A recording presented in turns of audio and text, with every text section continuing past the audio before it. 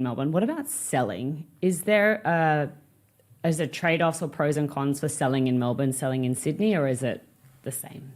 So Sydney and Melbourne are home of the auction. They love auctions in Sydney and Melbourne, and for people outside of Australia or outside of those two states, they do auctions in other parts of Australia, but Melbourne's famous for its street auctions. You've got a property on the market, you all stand out there and you do open bidding. It's a great way to buy real estate.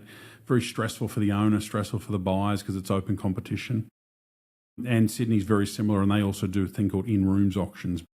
Auction selling makes it quite difficult for buyers because they don't actually know what anything's worth. You've sort of got to believe the agent. But the markets are hugely popular. If you talk about there's a severe lack of supply at the moment, there's a huge amount of buyers that want to buy property.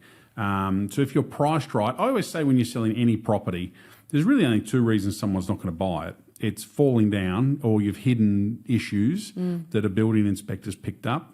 And really the main issue is it's overpriced. Mm-hmm. So if you're open to getting really good advice from a real estate agent, there's some fabulous real estate agents in Australia who are brilliant at what they do. Listen to the agent, listen to the price points, listen to the buyers, and you'll get a pretty good understanding as to what your price point is, and then it's up to you to then sell. Selling's a really easy thing. Yeah, and there's not really a big difference between either of them, because I think what we saw price point was a little bit different, right? So it's 800 to 900K median for dwelling prices in Melbourne, but buying in Sydney is higher. So there's a difference there in buying, but for selling, it's pretty much like for like. Both auction markets.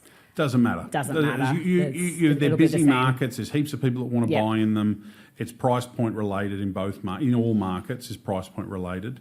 My guidance is, as an old real estate agent, listen to the agent that you've appointed, because the real estate agent actually doesn't get paid until they sell a property. So it's one of those great things where you get to employ somebody, they do a job for you, and you don't actually pay them until later on if they've done it successfully. Yeah. So use the agent. They're really good at what they do. Find them, and I know lots. So if someone's up here and they don't have someone that they know or they're comfortable with, you can ask me. I know lots all over the country. We can find someone that'll work out for you. Excellent. So Sydney or Melbourne, I guess again it depends on what you're looking for. Have a chat to us and we can help guide you through comparing those two cities, and we do have products available in both that we could talk to you through as well.